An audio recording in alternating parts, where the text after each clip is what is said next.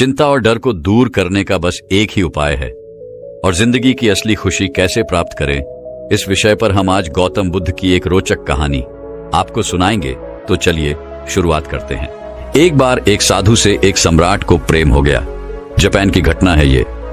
सम्राट रोज रात निकलता था, घोड़े पर सवार होकर अपने राज्य का चक्कर लगा नहीं की। वह रोज देखता उस साधु को एक पेड़ के नीचे बैठा, अपनी मस्ती में मस्त, कभी नाचता साधु, कभी बांसुरी बजाता, कभी गुनगुनाता गीत और कभी चुपचाप बैठा रहता, आसमान के तारों को निहारता। सम्राट जब भी उस रास्ते से गुजरता तो हर बार रुक जाता। सम्राट खुद को उसकी छवि देखने से रोक न पाता। कुछ क्षण वहीं खड़ा होकर उसकी मस्ती को चखता और फिर अपने घोड़े पर सवार होकर वहां से चला जाता। धीरे धीरे सम्राट को इतना रस हो गया उस साधुओं में कि समय कब बीत जाता उसे पता ही न चलता। वह खड़ा रहता, दूर चुपचाप एक झाड़ी के पीछे उस साधु की मस्ती को देखता परखता। मस्ती भी ऐसी थी कि खुद भी मस्त होकर महल वापस लौटता। अब तो यह उसका रोज का काम हो गया था। लेकिन एक दिन इतना भाव विहूर हो गया कि जाकर साधु के चरणों में गिर पड़ा और बोला, महाराज, अब यहां और न रहने दूंगा। बारिश का मौसम करीब आ गया है, वृक्ष है यह, कैसे रहेंगे आप बारिश में इस वृक्ष के नीचे? महल चलकर मुझ पर कृपा करो, मुझे अपनी सेवा का अवसर दो। यह सुनते ही वह साधु खड़ा हो गया, अपनी झोली उठा ली और कहा, चलो। यह देखकर सम्राट को बड़ा आश्चर्य हुआ। सम्राट कह तो रहा था कि महल चलो, लेकिन उसे प्रसन्नता होती है। यह सुनकर जब साधु कहता कि कौन सा महल, कैसा महल, हम जहां हैं वहीं खुश हैं, हम महलों वगैरह में नहीं जाते, हमने तो कपड़ों, गहनों, महलों इत्यादि का त्याग कर दिया है और तुम हमें वहीं ले जा रहे हो। सम्राट के मन में तो साधु से यह शब्द सुनने की अपेक्षा थी। अगर साधु ने यह सब कहा होता तो सम्राट उसके चरणों में गिरकर थोड़ी और विनती कर लेता, लेकिन साधु को एक बार बोलने से ही चलने को तैयार हो गया। इससे सम्राट थोड़ा सदमे में आ गया। वह सोचने लगा कि कहीं मैंने कोई गलती तो नहीं कर दी, कहीं इस आदमी ने मेरे साथ कोई चालबाजी तो नहीं की, ये कोई महल में ही घुसने की तरकीब तो नहीं है कि यहां बैठकर बांसुरी बजाता ही रहा जब तक कि मैं इस पर मोहित नहीं हो गया। कहीं यह मेरे ऊपर ही तो जाल नहीं फेंक रहा था, कहीं यह सिर्फ कांटा ही तो नहीं था मछली को फांसने का। मैं पागल हूं जो इस चक्कर में पड़ गया। अब तो कुछ बोल भी नहीं सकता। इसने एक मौका भी तो ना दिया बोलने का। इसने एक बार यह भी तो ना कहा कि नहीं, मैं यहां बहुत मजे में हूं, क्या गर्मी, क्या बरसात, हमारे लिए सब एक हैं। सम्राट ने साधु की तरफ देखते हुए मन ही मन सोचा, क्या साधु है यह? आराम की बात आते ही तुरंत मान गया। सम्राट के मन से साधु के प्रति सारा सम्मान ही खत्म हो गया। सम्राट यह सब सोच ही रहा था, तब तक वह साधु सम्राट के घोड़े पर चढ़कर बैठ गया। सम्राट को जिंदगी में पहली बार पैदल चलना पड़ा, जबकि वह साधु बड़े आनंद से घोड़े पर बैठकर जा रहा था। सम्राट के दिल को बड़ी चोट लगी। उन्हें मन ही मन खुद को कोसने लगा कि यह तो मैंने बहुत जल्दबाजी कर दी, बहुत बड़ी गलती हो गई मुझसे इस साधु को पहचानने में। लेकिन अब सम्राट अपनी बात से पलट भी नहीं सकता था। अपनी जबान का पक्का जो था, सम्राट ने मन ही मन खुद से कहा, अब यह पड़ा रहेगा महल में। इतने सारे फालतू लोग पड़े हैं और अब यह भी पड़ा रहेगा। लेकिन अब सम्राट के मन से उस साधु के लिए प्रेम और सम्मान पूरी तरह से नष्ट हो चुका था। साधु तो महल में जाकर आराम से रहने लगा, लेकिन सम्राट की समस्या दिन प्रतिदिन बढ़ने लगी, क्योंकि वह साधु बड़ी मस्ती और आनंद में रहता था। सम्राट को साधु से ईर्ष्या होने लगी। जब यही साधु जंगल के वृक्ष के नीचे मस्त रहता था तो सम्राट के मन में उसके लिए आदर पैदा होता था कि वाह, कैसा गजब का त्यागी है, कुछ नहीं है, फिर भी कितना खुश है। साधु तो वृक्ष के नीचे भी बांसुरी ही बजाता था और महल में भी वह बांसुरी ही बजाता था। बस फर्क इतना था कि यहां वह मखमल के गद्दे पर बैठकर बांसुरी बजाता था, यहां तो छाती पर सांप लुट जाते थे सम्राट कि यह सब देखकर कि कैसा आदमी में उठा लाया, यह कोई साधु है। सम्राट से भी ज्यादा शान और शौकत के साथ वह रहता था। सम्राट को तो कुछ चिंता फिक्र भी थी। आखिर उसका साम्राज्य, परिवार, धन दौलत सभी कुछ था। सैकड़ों चिंता ही थी उसे, लेकिन उस साधु को तो कोई चिंता ही ना थी। वह मस्त बांसुरी बजाए, नाचे गाए, अच्छा भोजन करें, अच्छे कपड़े पहने। 6 महीने तक किसी तरह सम्राट ने उसे बर्दाश्त किया, लेकिन बात बढ़ती चली गई, सहन के बाहर हो गई सम्राट के लिए। तो एक दिन सम्राट ने साधु से बोल ही दिया, महाराज, एक प्रश्न पूछना था, अब मुझ में और आप में क्या फर्क है? साधु ने कहा, फर्क जानना चाहते हो? सम्राट ने कहा, जी। साधु ने कहा, तुम 6 महीने क्यों फालतू परेशान रहे? यह प्रश्न तुम्हें उसी समय पूछ लेना चाहिए था जब मैं तुम्हारे घोड़े पर बैठा था, क्योंकि मैंने तो देख ही लिया था कि यह प्रश्न तुम्हारे मन में उसी वक्त उठ गया था जब मैं झोला उठाकर राजी हुआ था तुम्हारे साथ आने को। मैंने उसी समय तुम्हारा चेहरा पढ़ लिया था। यह प्रश्न तो उसी समय तुम्हारे अंदर था। अरे मूर्ख, तूने 6 महीने तक बेवजह अपनी छाती क्यों जलाई? वहीं पूछ लिया होता। मैं झोला रखकर फिर उसी पेड़ के नीचे बैठ जाता। कैसा संकोच, किस बात की लाज रखी तुमने? लेकिन मैं इंतजार ही कर रहा था कि आखिर कब तक तुम पूछते हो, तो फिर कल सुबह फर्क बता ही देता हूं तुम्हें। लेकिन हां, नगर के बाहर जाकर बताऊंगा। अगले दिन सुबह सम्राट जल्दी सोकर उठा, उत्सुकता यह जानने को कि आखिर क्या फर्क है। सम्राट ने सोचा कि आखिर क्या फर्क हो सकता है। मुझे तो कुछ नहीं लगता। खाना जो मैं खाता हूं वही खाता है और मुझसे भी ज्यादा मांगे करता है कि यह लाओ वह लाओ। मैं जिस कमरे में रहता हूं उससे भी आलीशान कमरे में रहता है। मेरा 2-3 नौकरों से काम चल जाता है और यह दिन भर 15-20 नौकर रखता है। इसकी जरूरतों का कोई अंत ही नहीं है। मांगे ही चला जाता है। कपड़े शानदार पहनता है जिससे कोई देखे तो समझे यह मेरा कोई मंत्री इत्यादि है। यह स्वयं इस महल का सम्राट दिखाई पड़ता है। कम से कम महल के बाकी लोग मुझसे डरते तो हैं, लेकिन इसकी आंखों में तो डर नाम की कोई चीज नहीं है।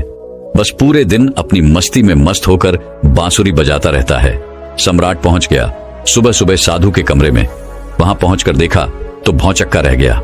वह साधु वही पुराने कपड़े पहने हुए जो वे वृक्ष के नीचे पहनकर बैठता था। एक हाथ में झोला और दूसरे हाथ में बांसुरी लिए तैयार खड़ा था। सम्राट को देखते ही साधु ने कहा, चलिए महाराज। इसके बाद वो दोनों महल से बाहर निकल आए। चलते चलते नगर की नदी पार हो गई। कुछ देर बाद वह नगर से काफी दूर निकल आए। सम्राट ने पूछा, अभी और कितना चलना है? साधु ने कहा, बस थोड़ी देर और चलते चलते सुबह से दोपहर हो गई। तो सम्राट ने कहा, बस अब और आगे नहीं, जो भी कहना है यहीं पर कहो। साधु ने कहा, मैं तो आगे चलता हूं, तुम साथ चलते हो कि नहीं? सम्राट ने थोड़ा क्रोधित होते हुए कहा, मैं कैसे चल सकता हूं? मैं तुम्हारी तरह आखिर थोड़ी ना हूं जिसे किसी बात की कोई परवाह नहीं। मेरी बीवी, मेरे बच्चे, मेरी धन दौलत, मेरा साम्राज्य, सब कुछ मेरे से जुड़ा हुआ है। मैं इन सबको छोड़कर तुम्हारे साथ क्यों चलूं? सम्राट की यह बात सुन साधु जोर से हंस पड़ा और बोला, बस यही फर्क है तुम में और मुझ में कि मैं कहीं भी जा सकता हूं और तू नहीं जा सकता। मैं अच्छी बुरी हर परिस्थिति में खुश रह सकता हूं, पर तू नहीं। जब मैं उस जंगली वृक्ष के नीचे रहता था तब भी पूरी मस्ती में रहता था और अपने जीवन के एक एक पल को जीता था। जब मैं महल चला गया तो वहां भी अपने इस अनमोल जीवन के एक एक पल को पूरी मस्ती और आनंद के साथ जिया। और अब जब मैं कहीं और चला जाऊंगा तब भी ऐसे ही जीऊंगा, क्योंकि हम जिस समय जहां होते हैं पूरी तरह से वहीं होते हैं। हमारा शरीर और मन हमेशा एक साथ रहता है। हम ना तो अपनी अतीत के बारे में सोचकर पश्चाताप करते और ना ही अपने आने वाले कल की चिंता करके अपने आज को खराब कर देते।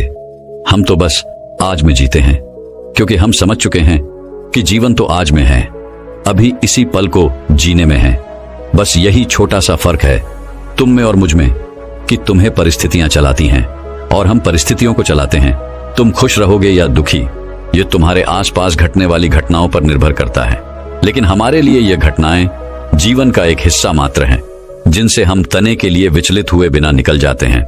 हम ना तो दुख आने पर विचलित होते और ना ही सुख आने पर अतोत्साहित। हम हर परिस्थिति में खुद को मस्त और स्थिर रखते हैं, क्योंकि हमने जान लिया है कि ना तो दुख सदा रहने वाला है और ना ही सुख, इसीलिए हर हाल में मस्त रहते हैं। अचानक सम्राट को महसूस हुआ कि अरे, ये मैंने क्या कर दिया? इतने अद्भुत आदमी को घुमा दिया। 6 महीने इसके साथ रहा, पर एक दिन सत्संग भी न कर पाया। सत्संग करता भी क्या खाक। मेरे मन में तो यही चल रहा था कि यह तो एकदम साधारण आदमी निकला, खोटा सिक्का निकला जिसके ऊपर सोने की बारिश हुई थी, लेकिन अंदर से मिट्टी निकला। यह सब विचार आते ही सम्राट ने तुरंत साधु के पैर पकड़ लिए और कहा, नहीं महाराज, आगे नहीं जाने दूंगा। साधु ने कहा, देख, मुझे कोई परेशानी नहीं है। यह रहा तेरा घोड़ा, मैं फिर इसी पर बैठकर महल वापस चला जाऊंगा, लेकिन फिर तुझे परेशानी होगी। यह सुनते ही सम्राट के मन में फिर वही विचार आया कि अरे, ये तो फिर आसानी से मान गया। साधु ने कुछ देर तक सम्राट की आंखों में बड़े ध्यान से देखा और फिर कहा, लेकिन नहीं, अब मैं वापस नहीं आऊंगा, क्योंकि तू फिर नहीं सुधरेगा। फिर तुझे परेशानी होगी, फिर तुम मुझसे ईर्ष्या करोगे और रात दिन परेशान रहोगे। हमारा क्या, हम तो सन्यासी हैं, हमारे लिए महल और जंगल सभी एक समान है। हमें कोई समस्या नहीं, क्योंकि जिसे समस्या है वह सन्यासी ही नहीं। मेरी बांसुरी जैसे महल में बजती थी, वैसे ही जंगल में भी बजेगी और बजती ही रहेगी। इतना कहकर वह साधु वहां से चल देता है और सम्राट वहीं खड़ा खड़ा उस साधु को जाता हुआ देखता रहता है। दोस्तों, इस कहानी से दो बातें सीखने को मिलती हैं। पहली, कि इंसान किसी भी चीज की इज्जत तभी तक करता है जब तक वह चीज उसके पास नहीं होती। फिर वह वस्तु या इंसान मिल जाने के बाद व्यक्ति उसे उचित सम्मान देना बंद कर देता है। और फिर उसे अपनी इस गलती का एहसास तब होता है जब वह वस्तु या इंसान उसके जीवन से चला जाता है। जैसे उस सम्राट को वह साधु तब तक बहुत त्यागी और महान प्रतीत हो रहा था जब तक वह जंगल में रहता था, लेकिन जैसे ही वह सम्राट के साथ उसके महल चला गया, सम्राट उसे तुच्छ समझने लगा और उसे पीछा छुड़ाने का प्रयास करने लगा। लेकिन फिर वही साधु उससे दूर चला गया तो फिर वह सम्राट को उपयोगी प्रतीत होने लगा। इसीलिए किसी भी व्यक्ति को बहुत ही सोच समझकर अपनाओ, लेकिन जब अपनाओ तो उसे ठुकराओ मत। दूसरी सीख और परिस्थिति चाहे जैसी भी हो, हर हाल में मस्त रहो। एक उस साधु की भांति जो जंगल में भी उतनी ही मस्ती के साथ रहता था जितनी मस्ती से वह महल में रहता था। सुख और दुख के प्रति समान भाव रखना ही जीवन जीने का सही तरीका है। यही बात श्रीमद् भागवत गीता में भी कही गई है और गौतम बुद्ध ने भी अपने उपदेशों में यही कहा है कि अतीत के लिए पश्चाताप मत करो, भविष्य की चिंता मत करो, केवल वर्तमान के हर पल को पूरी जागरूकता और आनंद के साथ जीवो, तभी तुम्हारा जीवन खुशी और शांति से भर पाएगा। तो दर्शकों, चलिए अब अगली रोचक कहानी की शुरुआत करते हैं। एक गुरु का एक शिष्य अपने गुरु की तरह बनना चाहता था। गुरु भी अपने शिष्य को अपने से भी महान बनता हुआ देखना चाहते थे, इसलिए उन्होंने सब तरह की शिक्षा उसे दी। लेकिन शिष्य को तो बहुत जल्दी बहुत बड़ा बनना था। उसे हमेशा लगता कि गुरु उसे सब कुछ नहीं बता रहे, इसीलिए वो सफल नहीं हो पा रहा। तो एक दिन उसने सोचा कि क्यों ना मैं गुरु पर नजर रखूं और देखूं कि पूरे दिन वह क्या क्या करते हैं। उस दिन से वह गुरु का पीछा करने लगा। उन्हें पूरे दिन छुप छुप कर देखता रहता, सुबह उठने से लेकर रात के सोने तक। गुरु क्या क्या करते थे, कहां जाते थे, कैसे ध्यान करते थे, कैसे भोजन करते थे, क्या बोलते थे, कैसे चलते थे, कैसे उठते बैठते और सोते थे, इन सभी गतिविधियों को उनका शिष्य पूरे दिन छुप छुप कर देखता रहता। उसने भी वही सब करना शुरू कर दिया जो गुरु अपने दिनचर्या में करते थे। उसने हर एक काम में वो गुरु की नकल करनी शुरू कर दी। एक सुबह नदी की ओर जाते हुए गुरु ने देखा कि उनका शिष्य उनके साथ साथ चल रहा है। उसने भी उसी घाट में स्नान किया जिस घाट में रोज गुरु स्नान किया करती थे। वह भी उस चट्टान के पास पहुंचा जिसमें बैठकर गुरु और सुबह ध्यान किया करते थे, और गुरु के बैठने से पहले ही वह उस चट्टान पर जाकर बैठ गया और ध्यान करने लगा। यह देखकर गुरु मुस्कुराए और वहीं पास की ही एक दूसरी चट्टान पर बैठकर ध्यान करने लगे। शिष्य ने सोचा कि गुरु कुछ बोलेंगे, लेकिन जब थोड़ी देर तक कोई आवाज न आई तो उसने आंख खोलकर देखा कि गुरु तो दूसरी चट्टान पर बैठकर ध्यान कर रहे हैं।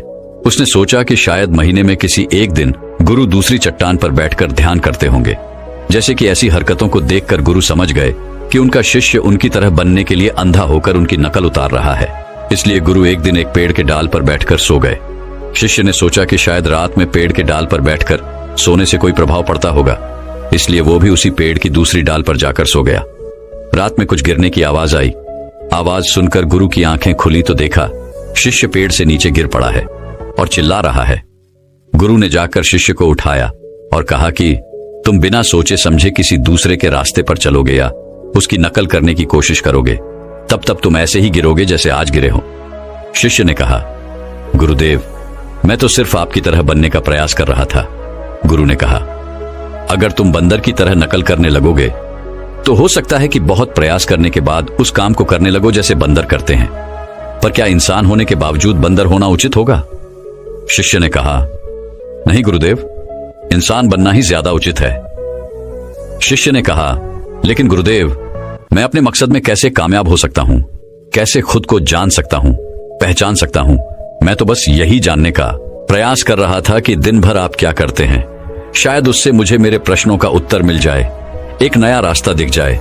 गुरु ने कहा, जिस प्रकार शरीर को चलाने के लिए भोजन की आवश्यकता होती है, भोजन अगर शुद्ध और पौष्टिक है तो शरीर भी शुद्ध और ऊर्जावान बनेगा। शरीर को आसानी से बीमारियां नहीं घेरेगी। और वह मजबूत व स्वस्थ होगा। फिर हम जैसा चाहें शरीर से वैसा काम करवा सकते हैं।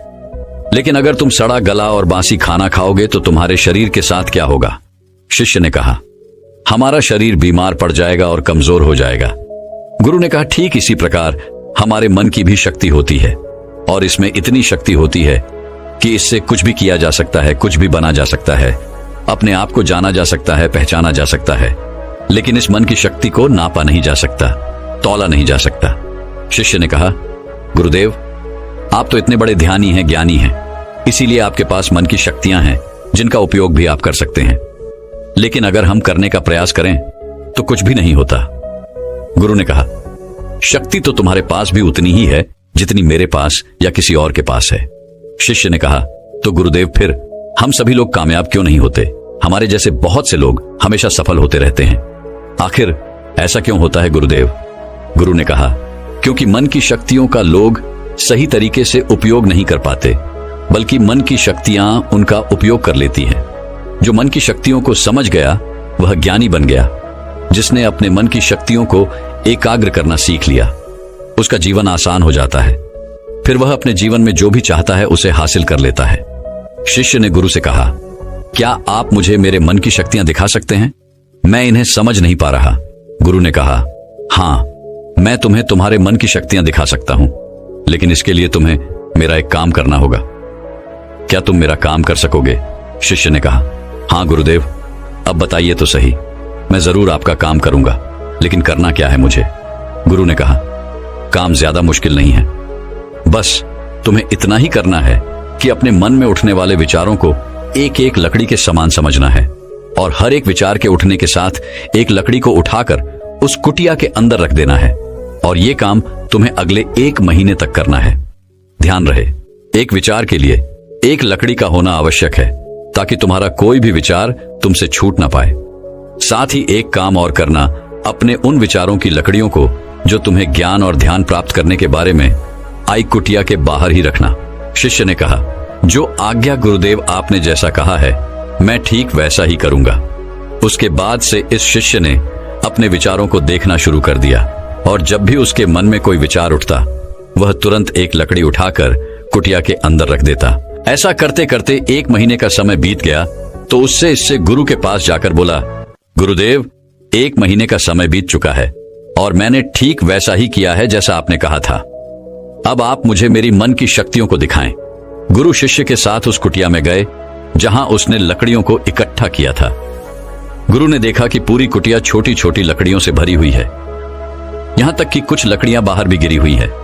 गुरु ने पूछा, तुम्हारे ज्ञान और ध्यान के विचारों वाली लकड़ियां कहां हैं? शिष्य ने बाहर पड़ी कुछ लकड़ियों को गुरु के सामने लाकर रख दिया और कहा, यही है ज्ञान और ध्यान के विचारों की लकड़ियां।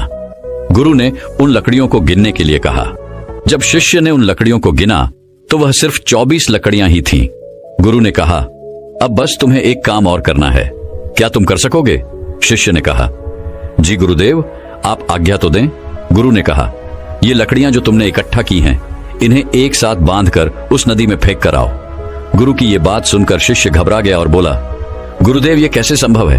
भला इतनी लकड़ियों का भार मैं कैसे उठा पाऊंगा? गुरु ने कहा, क्यों नहीं उठा पाओगे? जब इतने सारे विचारों का भार उठाकर घूम रहे हो तो इन लकड़ियों को क्यों नहीं उठा सकते? शिष्य ने कहा, लेकिन गुरुदेव, विचारों में कहां वजन होता है? गुरु ने कहा, विचारों में भी वजन होता है। देखो, तुम्हारे फालतू के विचारों के बोझ तले तुम्हारे काम के विचार, ज्ञान और ध्यान के विचार कितने से हैं?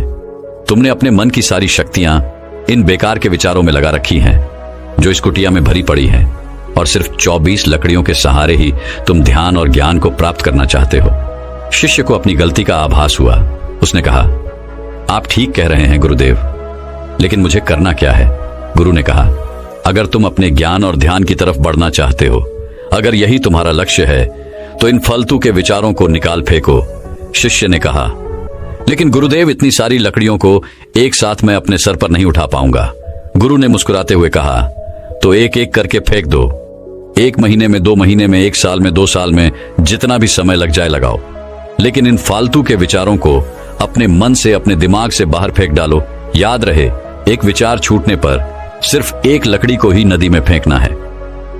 शिष्य ने जिन लकड़ियों को सिर्फ 1 महीने में इकट्ठा कर लिया था, उन्हें फेंकने में उसे 3 साल का समय लग गया।